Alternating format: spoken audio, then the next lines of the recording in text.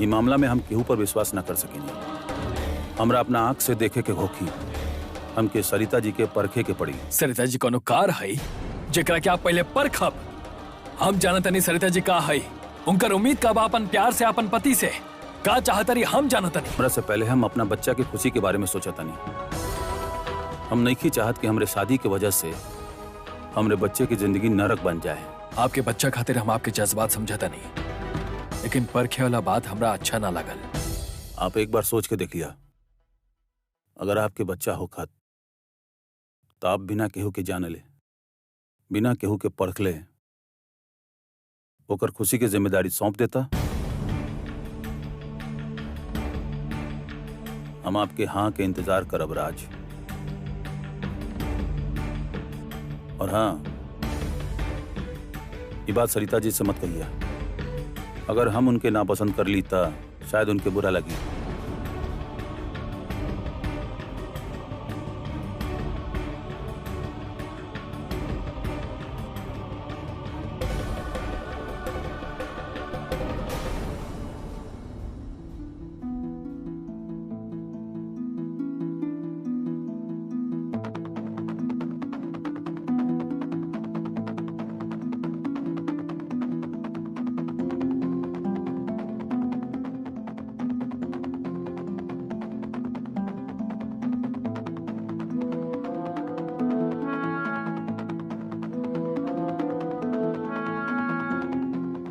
का भेल? का बात करते नहीं आप दोनों अकेले में? ऐसा कौन सा बात रहा जन उनके आपसे अकेले में बात करे के रहा? हमरा कंपटीशन में हिस्सा लेवे खातिर राजी करे आयल रहलन। अच्छा, सोचले नारा नहीं हुआ सन कहिया। और आपका कहनी? हाँ। सच? राज जी, आप नहीं जानत, आप ही बोल के हमरा के कितना खुशी देले बानी।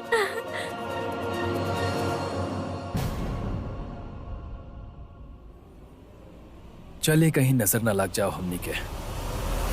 ईला हमरे पूत और हमरे कहला केहू की नजर न लग जाए। हम कौन सा काला कौवा दिखनिए के? राज जी, देख लेनी हम काल से आपके मनावे की कोशिश कर रहे बनी, आप नहीं मानत। पता नहीं विक्रांत जी आपके कान में का पट्टी पढ़ना कि आप एकदम से मान गई नहीं। देख लेनी हम कि आपके दिल में हमारे खातिर का जगह बा। अरे बाप रे, आपके तो सब पता चल गई। ये तो गड़बड़ हो गई। हमरा तो लगल रहे कि छोटू बुद्धू बाड़ी कुछ समझ ना पाई हन। राज जी, अच्छा अच्छा, अब नाराज मत होगी। अब देखिए, हमरा बहुत काम करे के बाद, स्क्रिप्ट भी पढ़े के बाद, स्टेज पे जाके कुछ करेंगे भी तो पड़ी ना। राज जी, दिव्या ये सुनकर इतना खुश होगी कि आप वापस स्टेज पर जा रहल बानी। Yes yes yes. उतबा दिव्या बहुत खुश हो जाए, लेकिन हमारे छोटू के खुशी के आगे दिव्या के खुशी कुछ नहीं के। Thank you Sarita ji.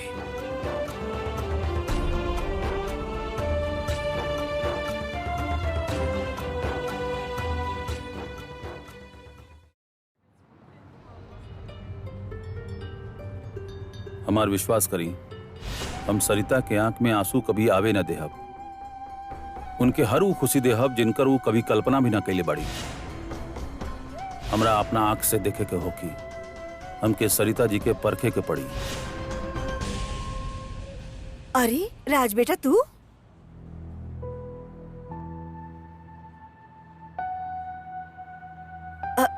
कैसन बड़ा? राज भैया, आपके फंक्शन के फोटोग्राफ।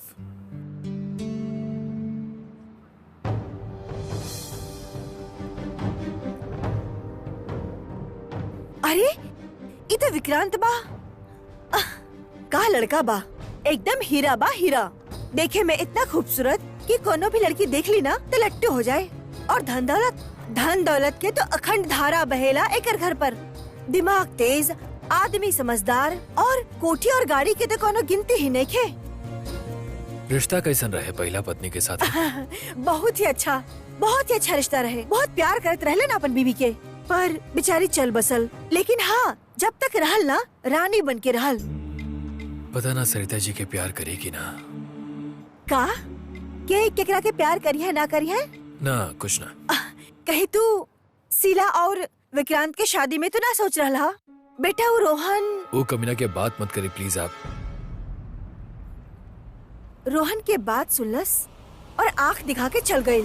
अरे ऊ तो एगो छोट सन चिंगारी रहे, पर ये विक्रांत आग बा आग। पास जाइबा ना तो जल के राख हो जाइबा। पता ना का हो रहल बा। राज की तो अपन उंगली पर नचा रहल बाड़ी सरिता। का माँ काहे इतना बड़बड़ा रहल बाड़ू? तो हर भाभी के लक्षण कुछ ठीक नजर ना आ रहल बा हमरा के। दिव्या के पत्ता काट के आपन जगह बनावे में लगल बाड़ी। आजकल बड़ा झपिया बह रहल है राज के। ओके पता नहीं के कि ओके मनमानी हम कबो पूरा ना होबे देव। माँ माँ अब आप रोक ना पाई, काहे कि प्यार के ही आग अब दोनों तरफ बराबर लागल बा।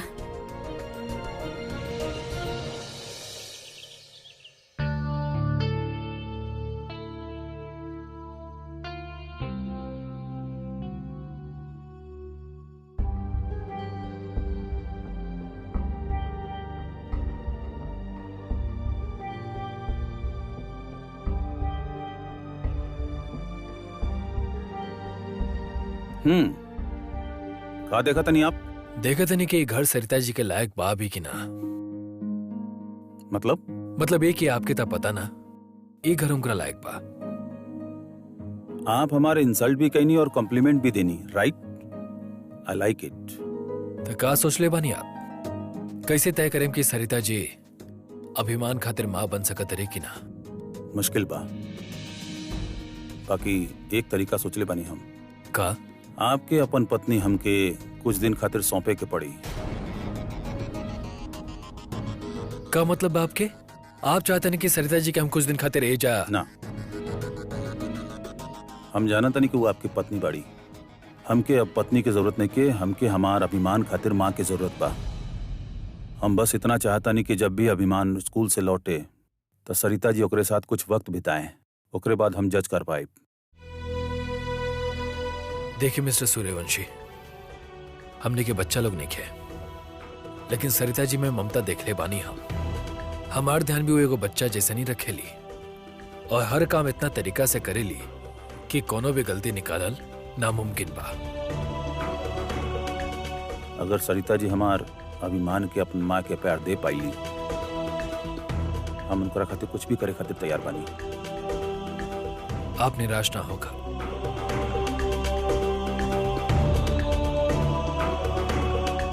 एंड आई एम श्योर अभी के भी बहुत खुश रखिए। अभिमान, हाय। ए जावा, आपके खातिर हम कुछ लेके आए बानी। का? आपके फेवरेट आंटी भेजले बाड़ी। वो काहे ना आए नहीं? बेटा घर पे बहुत काम होला ना, तो वो आपसे मिले बाद में ही ली। हम चलता नहीं। ओके बाय बाय। हम चलता नहीं।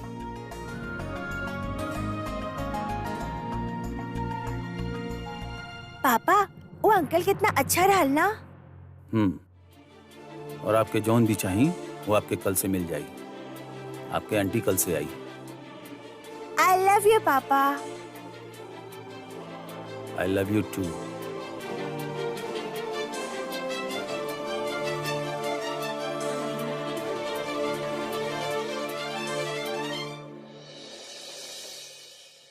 राज्य भी बढ़े ना, कोनो भी चीज जगह पे ना रखेले। अरे आप आ गई नी। बाबूजी तो आपके कुछ काम दिया ले रहना ना।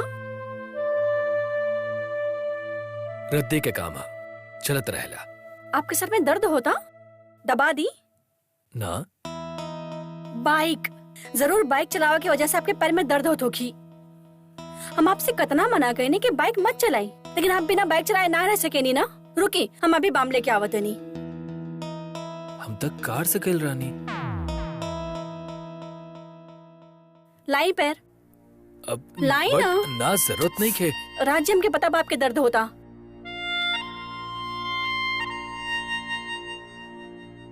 हो सकता कुछ दिन के बाद आप एजा ना विक्रांत के घरे होगी। हमरा पूरा यकीन बा वो आपके पसंद कर लिया।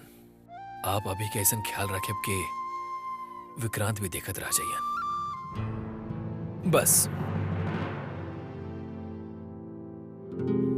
अच्छा, वैसे आप गइल कहाँ रहने? हम ड्रामा कंपटीशन के मीटिंग्स खातिर गइल रहनी, स्क्रिप्ट्स के लेके।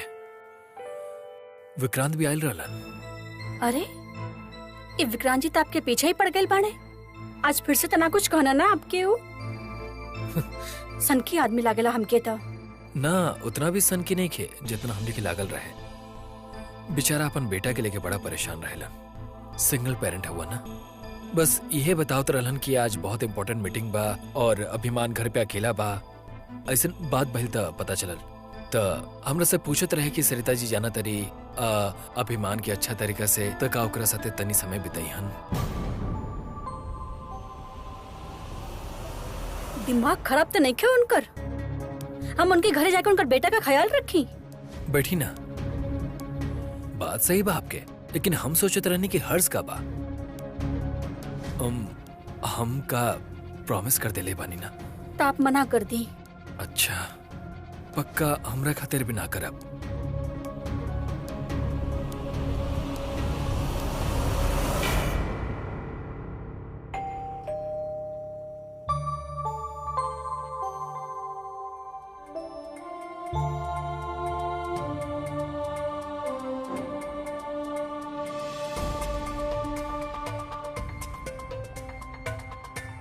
अभी के जो उम्मीद बा सरिता शायद ओके पूरा कर पाई।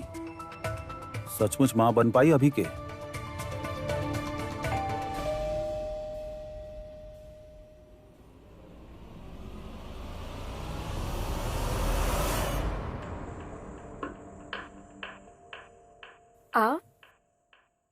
आप घर पर ही बानी?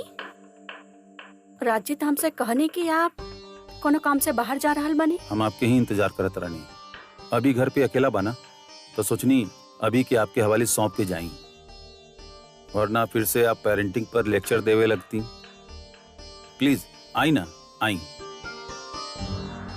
लगता आप हमरा पूरा तरह से रिजेक्ट कर देले बानी। I think you completely dislike me. आप में लाइक करे के जैसन बाही का, पर आप एगो बात अच्छा कही नहीं। हमरे पति के ड्रामा कंपटीशन खातिर राजी कर लेनी। Thank you so much. You know, एगो चीज इंटरेस्टिंग बा। जोन लोग हमरा ना पसंद करेले उनके हम बहुत पसंद करेनी। हे भगवान, हम आपके बताई नहीं काहे।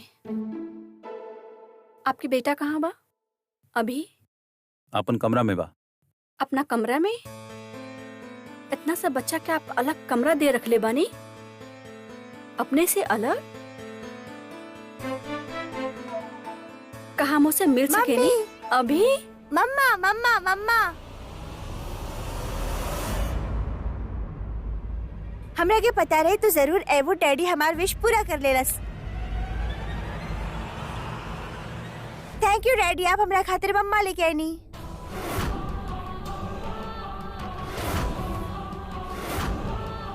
आई लव यू डैडी। मम्मा चला ना हमार कमरा में, हम दोनों वहाँ पर खेलब। अभी ना, रहे दी ना। देख ले बानी डैडी, मम्मा आपके भी चुप करा दिलस। अब आप यहीं पर रहा, हम मम्मा के आपन रूम दिखा के आवतनी।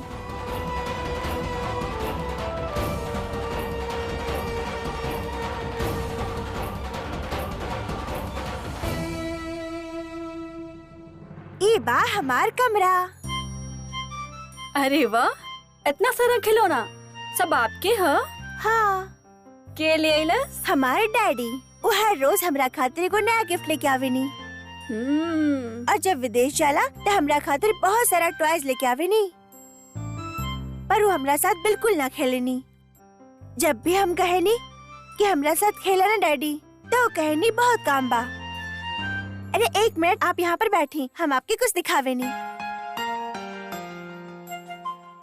ये देखा,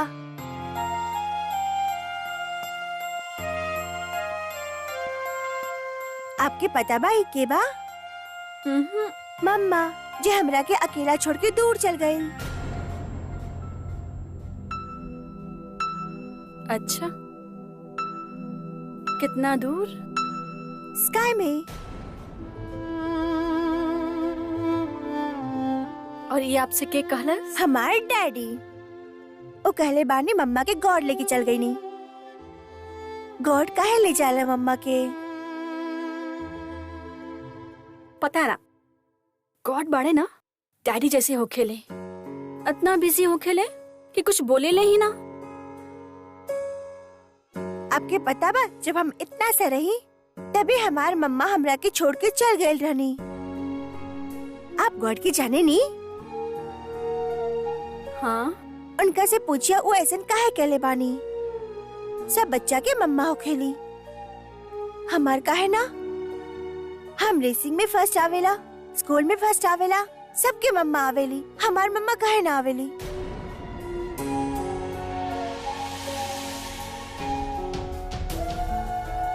एगो बात कही आपसे, सीक्रेट वाली बात? टॉप सीक्रेट, केहू के मत बताई। पापा के भी ना? केहू से भी ना। आपके हमरा के मम्मा बुलावे के बना तो आप हमके मम्मा बुलाई, लेकिन जब हम दोनों अकेले होके तब, केहू के सामने ना, डैडी के सामने तो बिल्कुल भी ना। अभी भइल ना टॉप सीक्रेट, हाँ। केहू के बताई ना, ओके? ओके। अगर राज जी के साथ हमारा रिश्ता पति पत्नी की होगी तो आज हमारा बेटा भी इतना बड़ा होगी। बिल्कुल ऐसा नहीं होगी।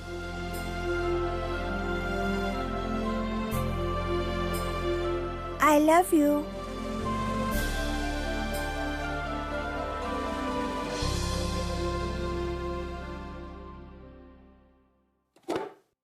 बाइक की चाबी कहाँ रख देनी?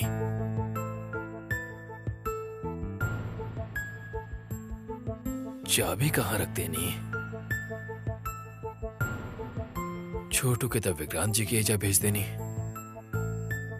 आदत हो गई बाउम कर भी एगो चीज ना मिलेला।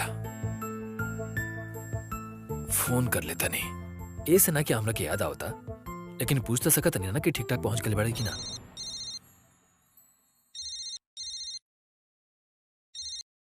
हेलो। हाँ, एक्चुअली हम ऐसे फोन के लिए रहने की ई जाने खातिर कि सरिता जी ठीक ठाक पहुंच गई पड़ी ना। सब ठीक बा, मगर उनका टेस्ट अभी तक शुरू ना भइला। टेस्ट के हमरा कोनो चिंता नहीं है मिस्टर सूर्यवंशी। हमरा पूरा यकीन बा कि वो आपके बेटा के दिल जीत लिया, और आपके भी। दिल? हम दिल के ना, बस दिमाग के सुने नहीं। जे दिल के ना सुनेला वो खाक जिएला। पर खैर, ये हमार नजरिया। हम बस इतना जाने के चाहते रहने की सरिता जी ठीक ठाक बाड़ी की ना। आर यू मिसिंग हर? अरे उनके यहाँ आवल आधा घंटा भी ना भइल। इतना डिपेंडेंट बड़ा था, पुनर्विवाह कैसे करेगा?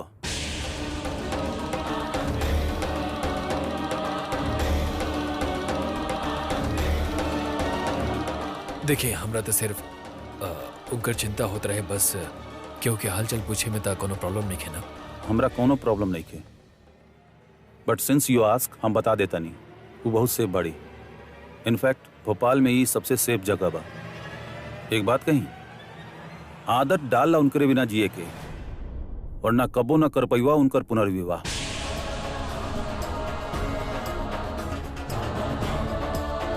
By, take care. Thank you.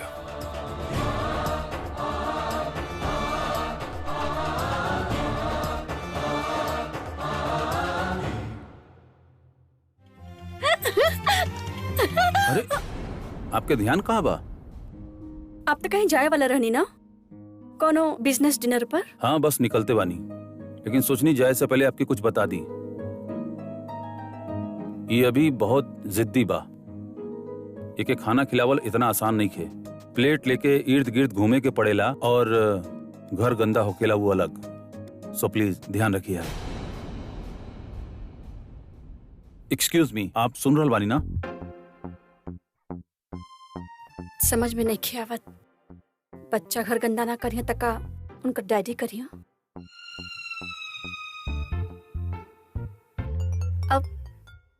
चाह बच्चा बच्चा हो खेले, उनके बच्चा के ही तरह रहे के चाहिए।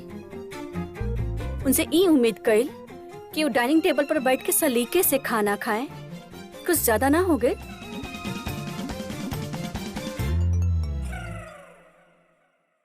पापा आप जल्दी जाएं, आप लेट हो जाए। Bye bye.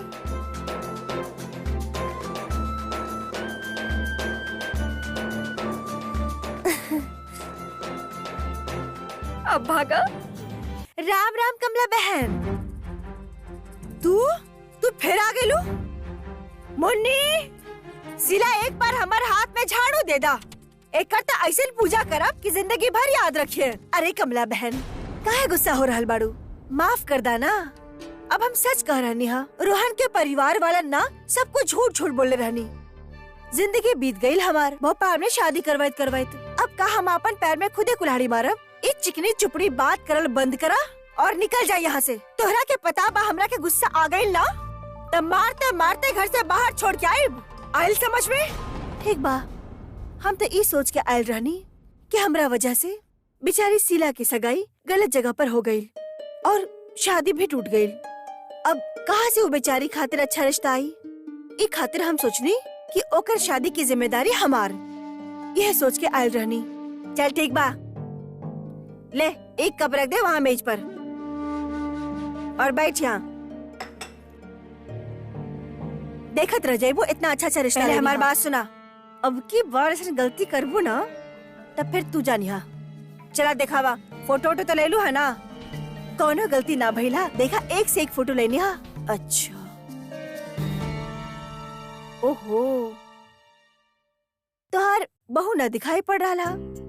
अब केहू मिल गई का ओके? केहू के मत्था मर देलू?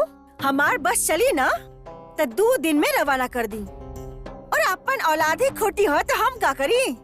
वो छछुंदरी के खातिर राजकुमार ढूंढ रहल बा। राजकुमार? माँ, भाभी विक्रांत जी के घर से कब आई? हाँ हमरा के का पता कब आई है? हम का ओकर सेक्रेटरी बानी। और तोहरा के का काम पड़ गई लू छछुंदरी से? अरे वो हमरे सहेली के सगाई है और हमके भाभी से साड़ी चाहत रहा, पर अब हम का करब? अरे यार, अब देख ला, तुहार छोटी बेटी के सहेलियन के सगाई बा और तुहार बड़ बेटी अभी तक बिन ब्याहल बैठल बाड़ी। कमला, ये सब तो राज के सोचे के चाहिए ना। अरे अभी ओके अपन बहन के खातिर रिश्ता ढूंढने के चाहिए और वो अपन पत्नी के खातिर रिश्ता ढूंढ रहा हा। महल के रानी बनावे के चाहेला ओके। अब विक्रांत सूर्यवंशी कोनो राजकुमार से कम बा का? हैं? ये क्या कर रहल बाड़ू तू? अरे झूठ बोली ना तो जबान कट के गिर जाए हमारा अभी के अभी। आज बाजार में राज मिलल रहे और हमरा से विक्रांत के बारे में पूछताछ करत रहनी। हम तो वह वक्त समझ गए रहनी कि माजरा का बा। और अब यहाँ आयल तो पता चलल अपन पत्नी के विक्रांत सूर्यवंशी के घर भेज देले बड़े। का जमाना आ गया बेटा। अपन पत्नी के पुनर्विवाह के खातिर पूरा भोपाल के खाक छान रहल बा और माँ के कुछ पता ही नहीं खे। चिंगारी तो डाल देनी है, अब आग अपने आप सुलगी है।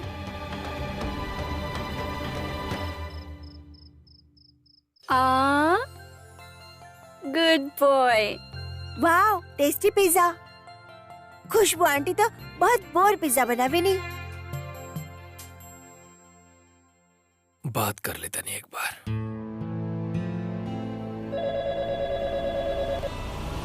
Hello hello, are you missing her? इतना डिपेंडेंट बड़ा तो पुनर्विवाह कैसे करबई? आदत डालला उनकरे बिना जिए के, वरना कबो न कर पाईवा उनकर पुनर्विवाह। न जाने की बात जवाब ही नहीं खिदे। Wow yummy. मम्मा आप रोज शाम के इतना टेस्टी खाना खिलावे खातिर आइबो ना? अगर आप प्रॉमिस करो कि आप ऐसे ही गुड बॉय की तरह हमेशा खाए। ओके प्रॉमिस।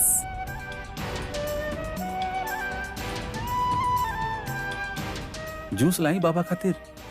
अब ना। आज पहली बार बाबा इतना शांति से और दिल लगा के खाना खेले बड़े। ये पिज्जा ना प्यार की कमाल है।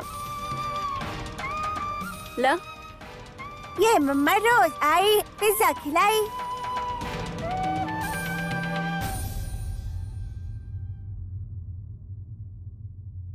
दोस्त कहिल ना और दोस्त के जाए के दुख अब ये से होता राज जी।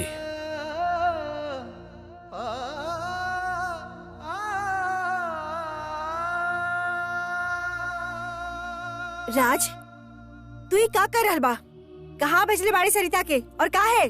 बताता देनी सब। बतौला पर आधा बतौला, पर ई न बतौला काहे भेजला? विक्रांत के घरे गई बड़ी होकर बेटा के ख्याल रखे खातिर कुछ दिन खातिर। अब तू झूठ बोले लगला उ छछुन सरिता के खातिर। तू का समझला? तू हर माई गवार बानी। वो विक्रांत से तू अपन पत्नी के पुनर्विवाह करवावे के सोच रहल बाड़ा। अरे कुछ तो शर्म करा। शर्म कैसन? कोनो गलत काम करता नहीं हम। बहन के रिश्ता टूटल ओके खातिर तो ना ढूंढला तू कोनो रिश्ता।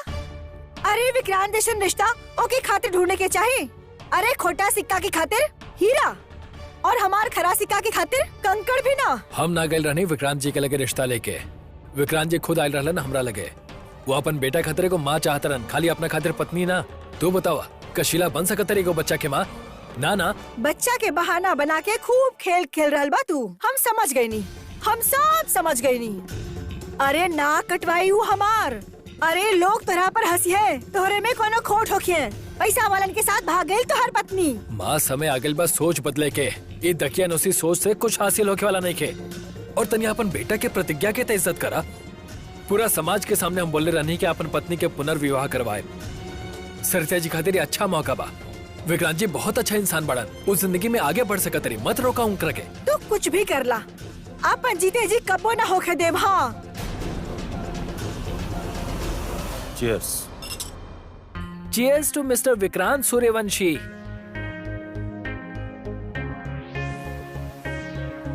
मिस्टर विक्रांत, आप देखें कि आपके नया इवेंचर भी कामयाबी के नया ऊंचाई छुई।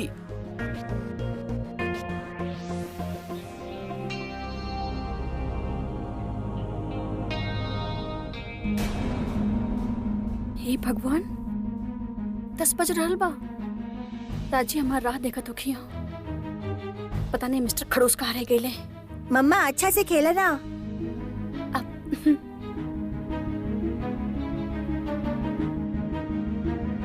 मम्मा आप ठीक से ना खेल रहल बानी।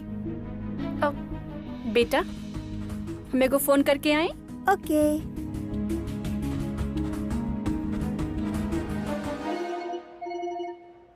Excuse me. हेलो। कोने दुनिया में रहे नहीं आप?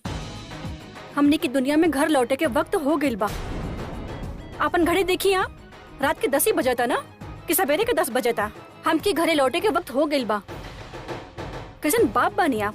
आपके छोट बच्चा आपके घर पे इंतजार कर रहल बा और आप बाहर बानी, वो ए समय पर।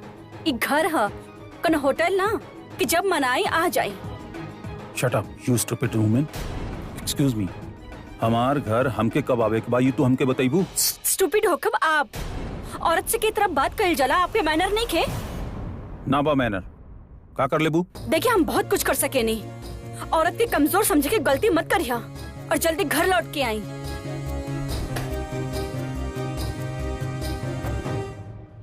काबिल विक्स, हमरा घर जाए के पड़ी। भाई विक्रांत के घरे जाए के बा। काबिल भाई केकर खोल रहे हैं? बड़ा जल्दबाजी में घर भागा तारा। कहीं केहू नया तो नहीं मिल गई ना। ऐसा कोनो बात नहीं खे। ये चपड़ चपड़ के तो मुंह बंद करे कहीं पड़ी।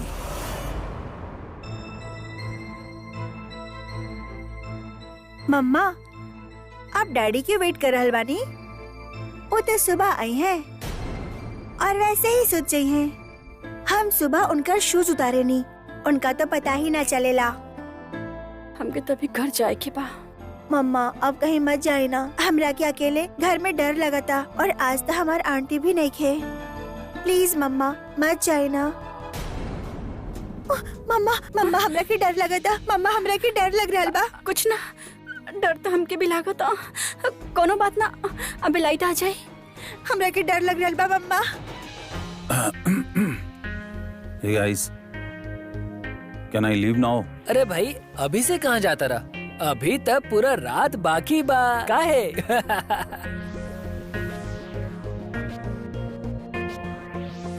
हमरा के डर लगा था। कोनो बात ना, अबे लाइट आ जाए। आपके डैडी फोन भी नहीं उठावत।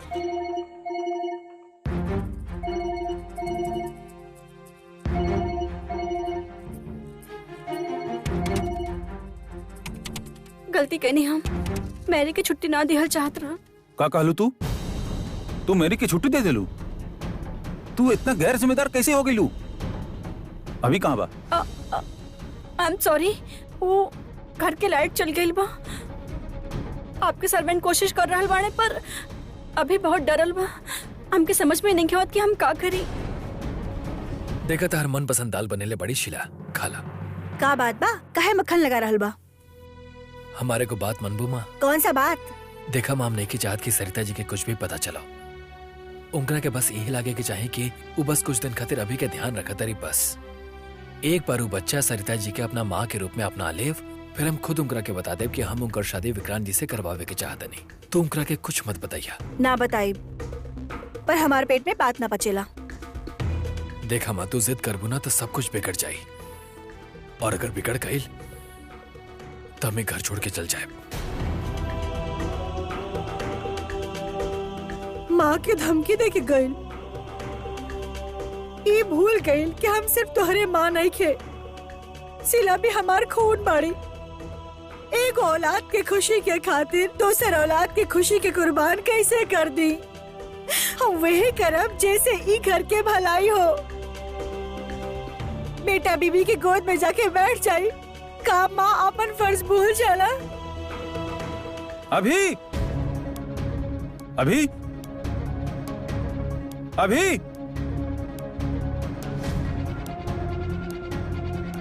अभी डैडी,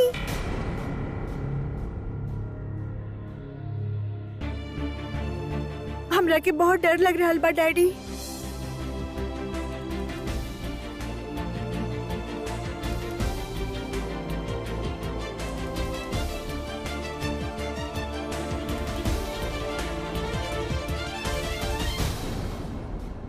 डैडी, हमरा के बहुत डर लग रहा बा। चुप हो जा। बहुत डर लग रहा बा। अंधेरे से का डरे के बा बेटा? अब तो पापा भी बाड़े, अब तो डैडी भी बाड़े तेरे पास। डरा मत, डरा।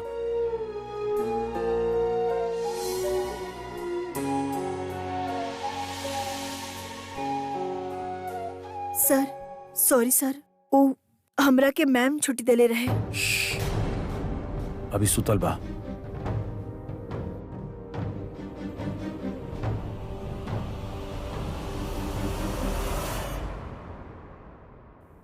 बैठा अभी के पास। आज के बाद अगर तू हमरा से पूछे भी ना कहीं तू कहीं गईलू तो तुहार हमेशा हमेशा खातिर छुट्टी कर दे। अब जी बैठा यहाँ पे।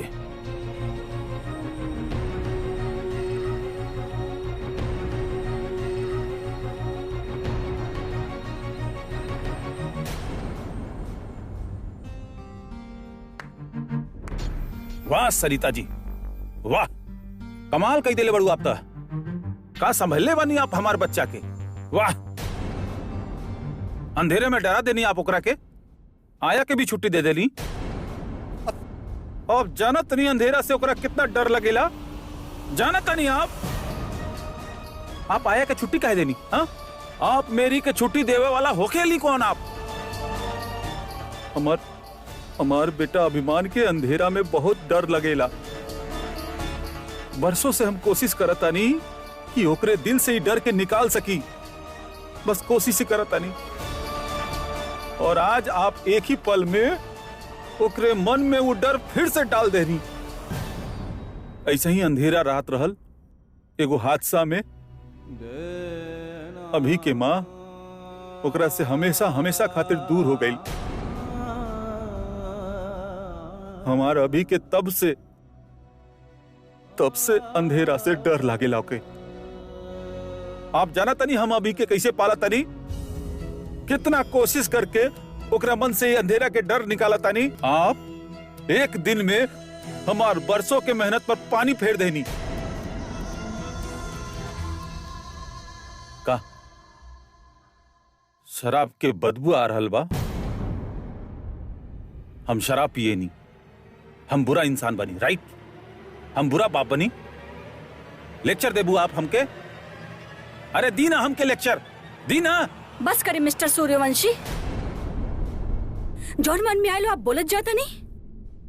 हम ऐजा इन्हें मदद करे खातिर वो राज्य के कहे पर, और शायद ऐसे कहे कि हमके लगला आपके बेटा के हमसे लगाओ बा, ओकरे जिंदगी में जरूर कोनो कमी होगी, तभी वो हमके माँ बुलावेला। माँ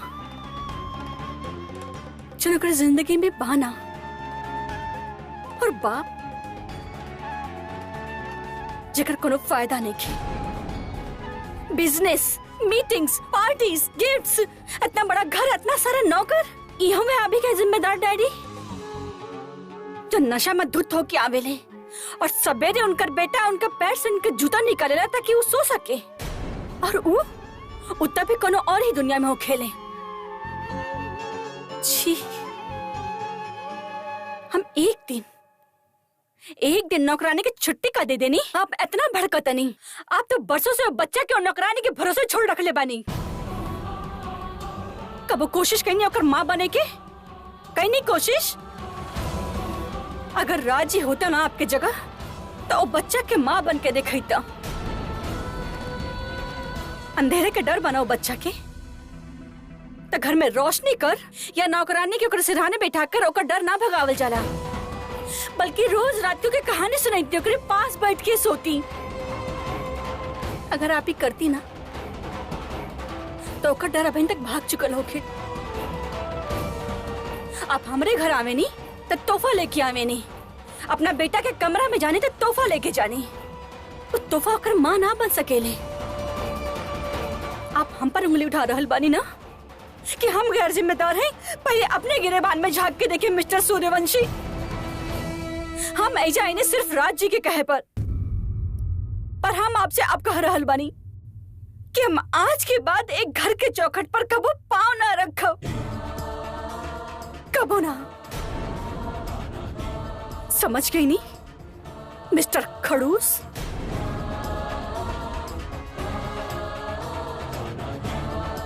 अरे हाँ हाँ, जा जा।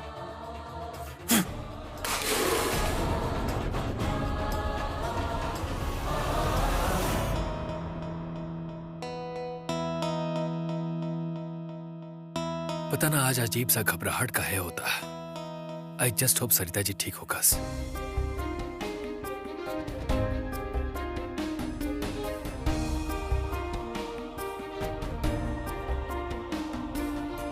माँ कहीं सरिता जी के सब कुछ बता ना दे। हे भगवान, सब कुछ ठीक रखिया।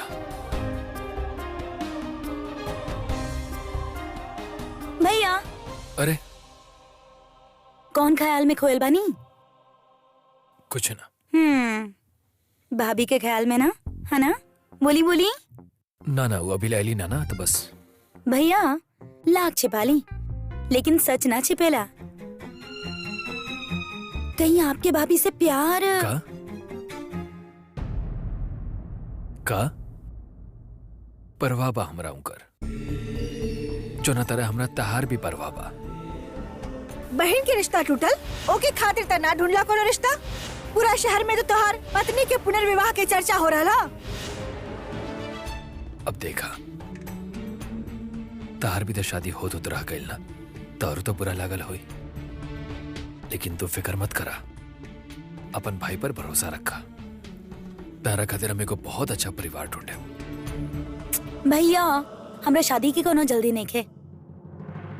हम तो चाहता नहीं आप और भाभी बहुत खुश रही। भैया भाभी के बहुत खुश रखिया ना, उनका के इतना सारा प्यार दिया। कोशिश तो ये बा शीला कि तार भाभी के प्यार, खुशी, परिवार सब मिलो। हेलो राज जी, आप कहाँ बनी? राज जी, आप हमके लेवे आ सके नहीं? वो हम रिक्शा से आवत रहने, हमारा रिक्शा खराब हो गए और अब दूसरा रिक्शा मिलत भी नहीं खे। प्लीज आप हमके लेवे आ जाए। आप बताई कहाँ बनी, हम आओ तनी लेवे। ओ हम गांधीनगर चौक के पास बानी। हाँ हमरा पता बा, हम आओ तनी। सरिता जी के रिक्शा खराब हो गई बा, हम उनका के लेके आओ तनी। घर पे कुछ बताइए मत। भाभी के फोन ना आयल की दौड़ पड़नी और फिर कहले सिर्फ परवाह बा। भैया ये सिर्फ परवाह ही ना, प्यार बा। आपके ना भाभी से प्यार हो गइल बा, बस अब स्वीकारत ना बानी।